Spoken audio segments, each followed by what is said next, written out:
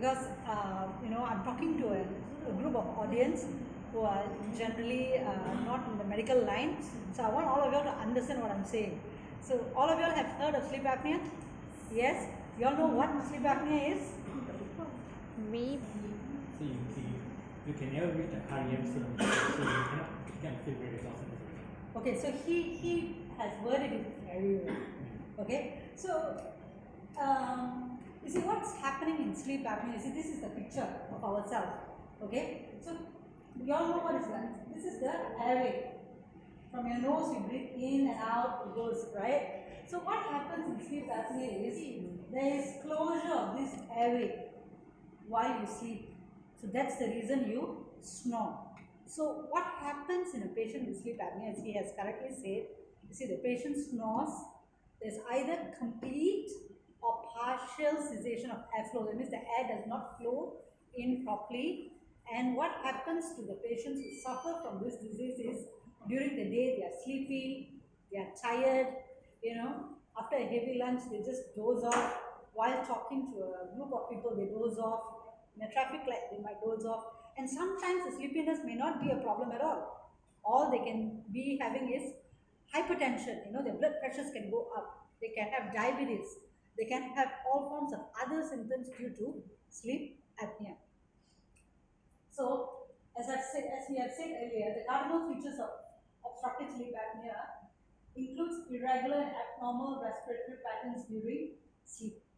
Okay, so there are many other types of sleep apnea, but the majority, the most common sleep apnea is obstructive sleep apnea. That's what's happening. So this is another picture just to illustrate what happens in a patient with obstructive sleep apnea. Okay, are we clear so far? Okay, we'll move on. So OSA is what? It's always linked to obesity. Not only patients who are obese get OSA, sometimes a patient who's thin also can have OSA, but it's commonly related to obesity. Why obesity? I'll tell you the significance in the upcoming slides. So, how common is OSA? It's about 10 to 15% in females and 20 to 30% in males. This is a US data. There's no exact Malaysian data, but it's almost similar in Asia as well, in studies that they have done in Thailand and Vietnam and so forth.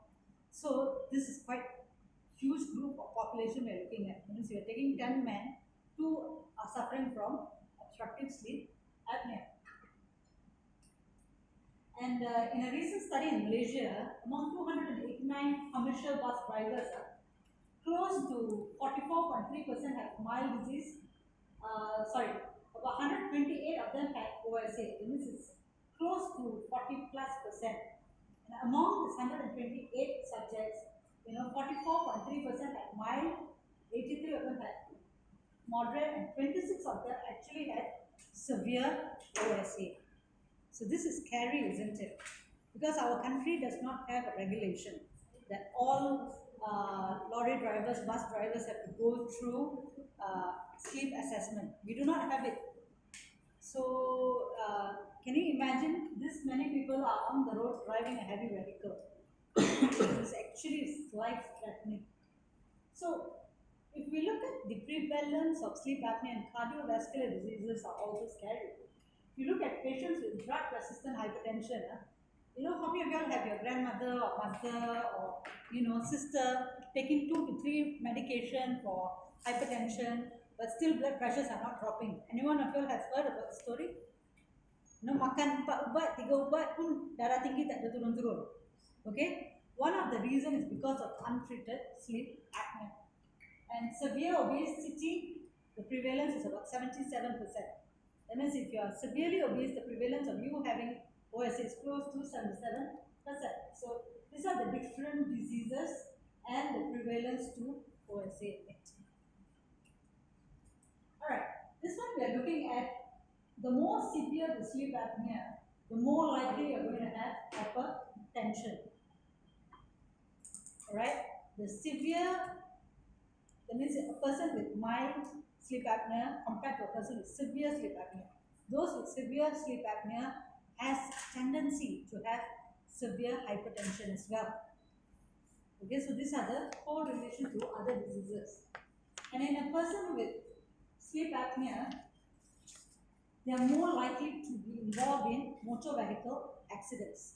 Have you seen a person suddenly, driving along the highway, hitting into another car just because they dozed off? Have you heard of these stories?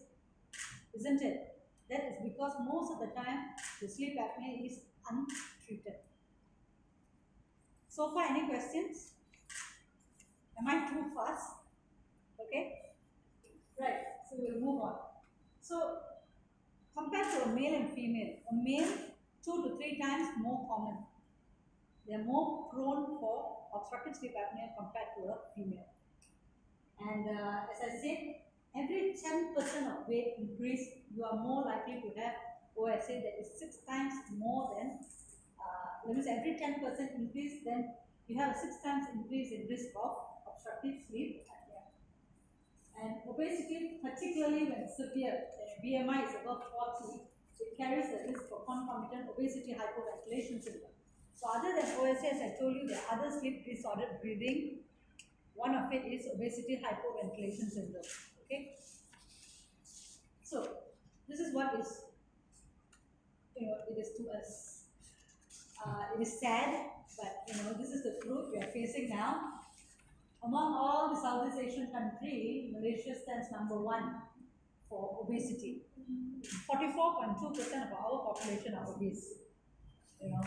So as I've said, obesity has a close relationship to obstructive sleep apnea, and our obesity rate, we are number 1.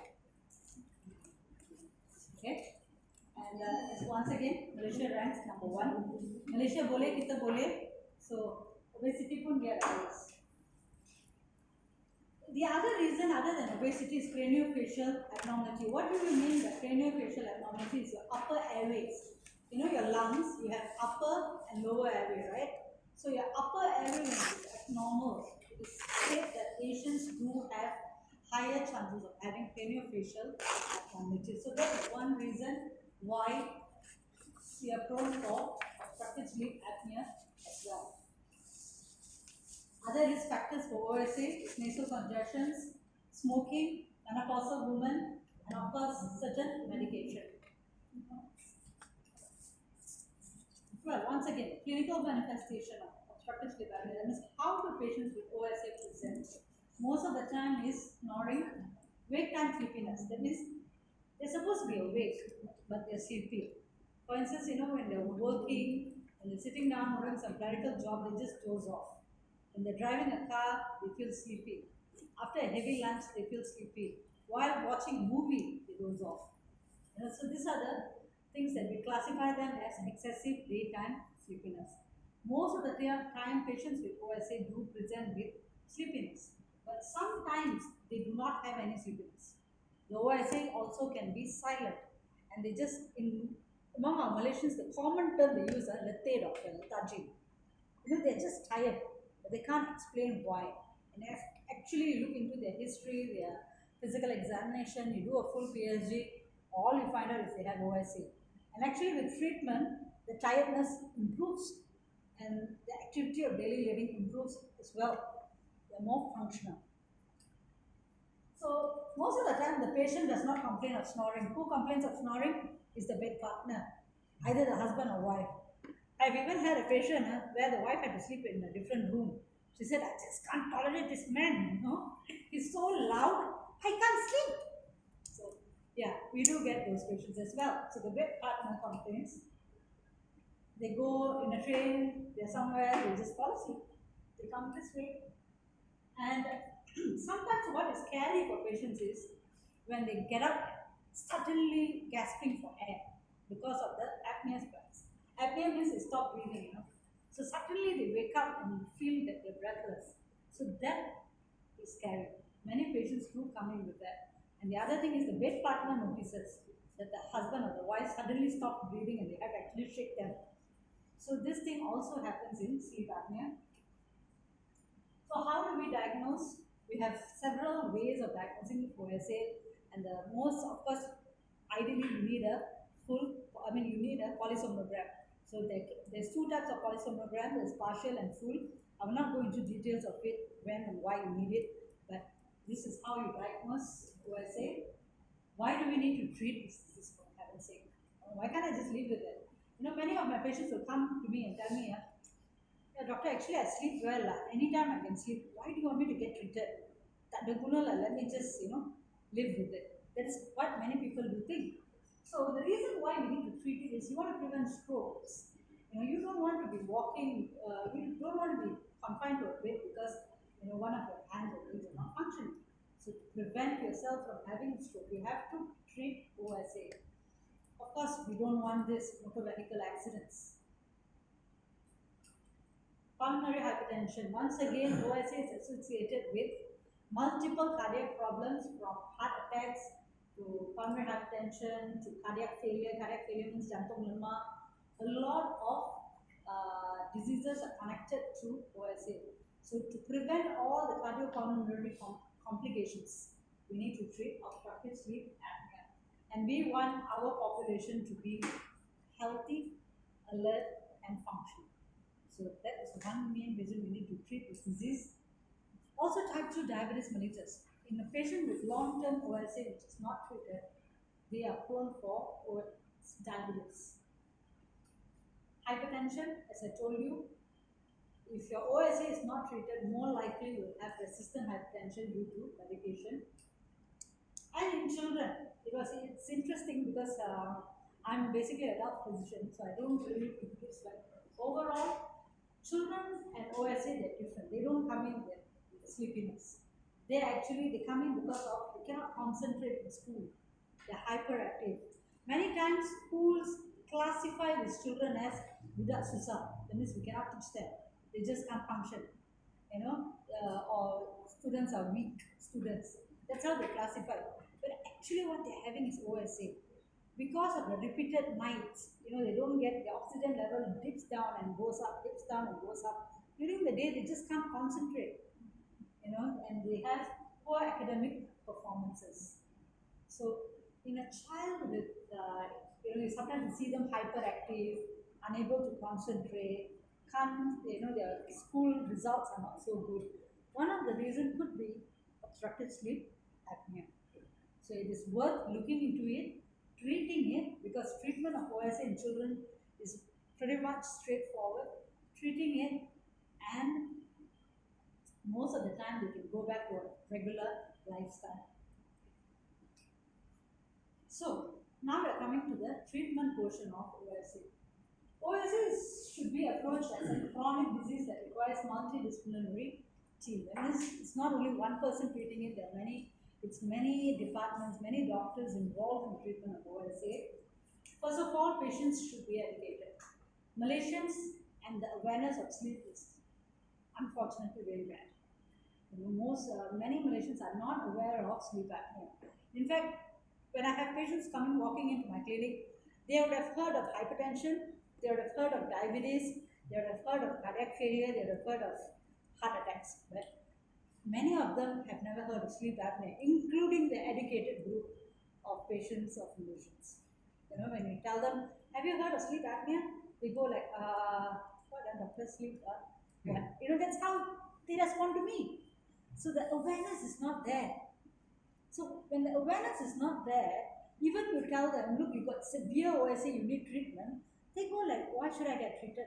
Sleep only what? I can sleep what? Why should I be treated? That's how they talk to you. In fact, sometimes I spend hours just educating them on why they should get treated. Even then at times I fail, but that's how it is. So patient education is very important, and I hope our media can also involve in this, educating people on this disease. And of course, they should be warned the risk of motor vehicle accidents and the other medical consequences of OSA. OSA is actually a silent killer. So how do we treat? Of course, we have multiple ways, modalities of treating. Physician or an ANC surgeon can help with the treatment. There are multiple devices. I'm not going to go into the detail of devices. Generally, you have CPAPs, you have BiPAPs, you have positional belts, you have oral devices. So over here today, I think Philips basically, they are one of the main contributors for treating sleep apneas as well, because they produce a lot of CPAPs and BiPAPs. That's that. So other common respiratory conditions in Malaysia, an interesting view is that asthma is an estimated 8.9 to 13% of children have asthma, while 6% of adults have asthma. I'm sure asthma, most of you all have heard, right? All of you all know. So these are one of the common disease. COPD, about 3.4 to 6.5% of populations have COPD. You know, our smokers rate are going up, so our COPD rate is also going up. COPD is linked to smoking.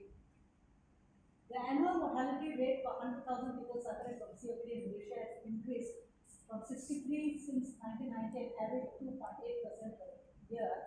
So the rate of COPD is increasing every year, and the rate of mortality due to COPD is also increasing. So that's about that. I have adults and children. If it is children, the first step to treat is actually to do a tonsillectomy, to remove the tonsils. So children, yes, surgery is the first step, but in adults, it is down the lane. So CPAP is the first. Yes. In moderate to severe OSA, CPAP is the first line of treatment. And in mild OSA who are symptomatic, CPAP is the first choice of treatment. Is CPAP always work? I think CPAP. Every Yes. OSA, right? It's losing it. So not all the cases, but in some of the cases who have lost drastic amount of weight, they can go away with CPAP, but many a times they still do need the CPAP for lifelong. So it depends clinically. So it may not go away, right? It may not go away, but there are high chances that it may dissolve. Yeah. 6:30 p.m. I will feel like I want to doze out, I want to sleep, and then somehow I have some work to do at night to email with my US counterpart. So that's why I'm an OSA patient. I'm using this CPAP every night. And to be honest to you, I think most of the time when patients call me for help, sometimes they call to my customer service and ask for help and advice. I do not call them patient. I will call them a CPAP user, because OSA is not a disease. By right, it should call as a disorder. And all of the time in all the clinical evidence, they call this as a sleep disorder breathing. We do not call it as a disease. But if we don't treat as early as possible, it will lead to disease. Okay, so heart disease, hypertension, diabetes mellitus type 2 also highly correlated to this OSA. So if you look at here, what is a concern when a traveler wants to use CPAP? So the first one here is about the humidification. So what is humidification? Basically, when you use a CPAP machine, it's just like you put a fan in front of you, but this fan will direct the air to your airway, to your throat, to try to spring open your airway, so that you can breathe by yourself easily, so that you can get enough oxygen when you sleep. But because the room is drawing from the air, so the room can be dry air. Especially nowadays, I think most of Malaysians, we sleep under the aircon room, right? My aircon temperature is always 27 to 28. I do not use a humidifier. But most of my friends, they're using an aircon at 16, some is 21, 23. The air is dry. That's why you need to have this humidifier or humidifications. What is humidification? Basically, it's a heater plate.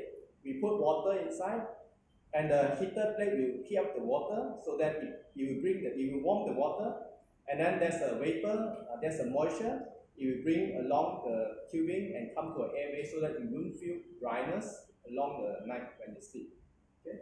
So what we have a breakthrough here in technology is we do not need distilled water to put into our humidifier. Okay. In most of the device available in the market, the patient need to buy the distilled water, because without using a distilled water, the water from the water tap contain mineral. It can cause the heater plate, the humidifier, become rusted easily. So now our breakthrough is we allow to use any kind of water as long as it's a drinking water. It can be distilled water, it can be bottled water, it can be tap water. Okay. So the next one here is to find an outlet that able to power up the device. You know, all these medical devices or electrical appliances we have at home, we need to have them, right? Everyone is charging their smart tablet, smartphone when they come to the hotel room at night. So when you want to use a CPAP, you are out one power point, you already consume one power point.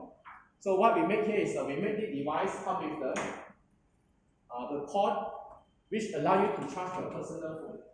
So when you're using this CPAP device, there's a port here allow you to charge your handphone. So you don't have to, so your other family member can also enjoy their own personal charging for their smart device, okay? Especially when you travel. So the next one here I want to highlight is traveling with my backpack is a burden because you need to take another bag. Okay. If you look at here, this is I think when I first joined Philip 6 years ago, this is the first device, the CPAP device we ask patients to use at home. And after 3 years later, I think about 2 years ago, we have this device. Only a CPAP device. And now we have this DreamStation Go. You can put it inside this storage bag.